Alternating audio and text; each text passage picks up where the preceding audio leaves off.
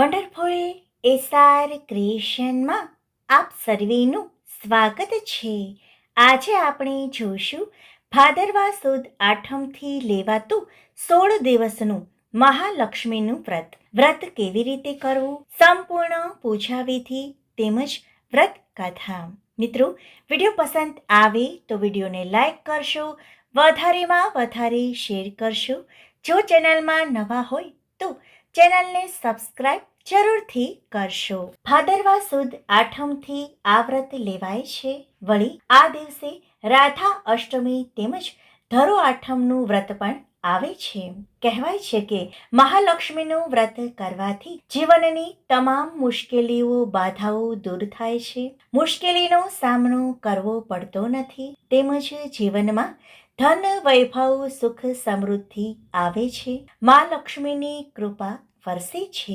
હવે આપણે જોઈએ કે વ્રત કેવી રીતે કરવું. વ્રત કરનારે સવારે વહેલા ઉઠી સ્નાનાદિ કર્મથી પરવારીને ભગવાન સૂર્યનારાયણને અર્ઘ્ય અર્પણ કરવું. ત્યારબાદ ઘરના મંદિરમાં રહેલ દેવી દેવતાની પૂજા કરવી. જ્યાં માતા લક્ષ્મીની ચોકી કરવાની હોય તે જગ્યા પવિત્ર અને સ્વચ્છ રાખવી. ત્યારબાદ સૌપ્રથમ જ્યાં માતા લક્ષ્મીનું સ્થાપન કરવાનું છે ત્યાં હળદરથી કમળ બનાવવું, તેના પર બાછોટ મૂકવો અને બાછોટ પર લાલ સ્થાપન પાથરી તેના પર દેવી લક્ષ્મીની મૂર્તિ અથવા તો ફોટો સ્થાપિત કરવો. જો શ્રીયંત્ર હોય તો તેને પણ તેની સાથે જ સ્થાપિત કરવું. ત્યારબાદ સોના ચાંદીના સિક્કા મૂકો. એક કળશમાં શુદ્ધ જળ ભરીને તેમાં અબીલ, ગુલાલ, કંકુ, ચોખા, સોપારી, રૂપિયાનો સિક્કો પધરાવીને તેના પર આસોપાલવના કે આંબાના 5 પાન મૂકી તેના પર એક શ્રીફળ મૂકવું. કળશ પર કંકુનો સાથિયો કરવો. શ્રીફળ પર પણ કંકુનો સાથિયો કરવો. તેમજ આંબાના પાન, કળશ અને શ્રીફળ પર કંકુથી ચાંદલો કરી અક્ષત ચડાવવા, ફૂલ ચડાવવા. આ ઉપરાંત માતા લક્ષ્મીને પણ કંકુ, હળદર વગેરેથી પૂજા કરી અક્ષત ચડાવવા, અબીલ ગુલાલનો છંટકાવ કરવો, ફૂલ અથવા તો ફૂલનો હાર ચડાવવો. ત્યારબાદ લક્ષ્મી સ્તવનનો પાઠ કરવો. માતા લક્ષ્મીને ખીર ખૂબ જ પસંદ છે, માટે તેને ખીરનો ભોગ લગાવવો જોઈએ. ત્યારબાદ આરતી કરવી. શક્ય હોય તો માતા લક્ષ્મીના નામ જાપ કરવા જોઈએ. આમ 16 દિવસ સુધી માતા લક્ષ્મીની પૂજા આરાધના કરવી. સાત્વિક ભોજન ગ્રહણ કરવું. શક્ય હોય તો 16 દિવસ સુધી ઉપવાસ કરવો. જો 16 દિવસ સુધી ન થઈ શકે તો છેલ્લા 3 દિવસ ઉપવાસ કરવો જોઈએ.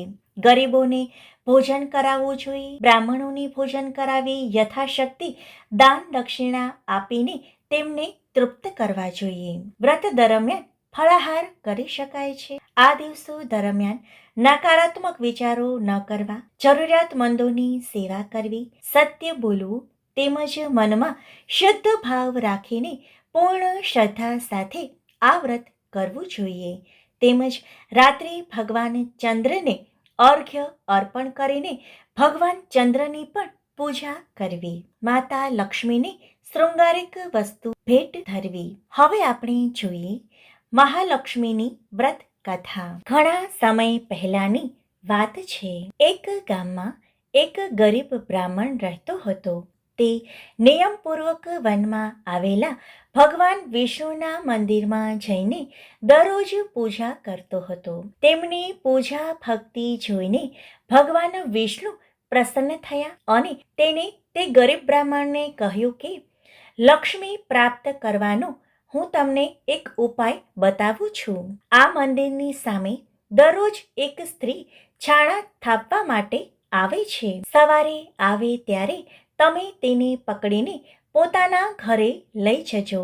આગ્રહ કરજો અને ત્યાં સુધી તેને છોડતા નહીં જ્યાં સુધી એ તમારી સાથે આવવા માટે તૈયાર ન થાય. તે મારી જ સ્ત્રી લક્ષ્મી છે. એ તમારા ઘરે આવશે. પછી તમારું ઘર ધન ધાન્યથી પરિપૂર્ણ થઈ જશે. આટલું કહી ભગવાન વિષ્ણુ તો અંતર્ધ્યાન થઈ ગયા અને બ્રાહ્મણ પોતાના ઘરે ચાલ્યો ગયો. બીજા દિવસે સવારે 4 વાગ્યાથી જ મંદિરની સામે તે બેસી ગયો અને માતા લક્ષ્મીની રાહ જોવા લાગ્યો. માતા લક્ષ્મીજી છાણા થાપવા આવ્યા ત્યારે બ્રાહ્મણે તેમને પકડી લીધા અને પોતાના ઘરે આવી રહેવાની પ્રાર્થના કરવા લાગ્યો. માતા લક્ષ્મી સમજી ગયા કે આ બધું ભગવાન વિષ્ણુએ જ કર્યું છે.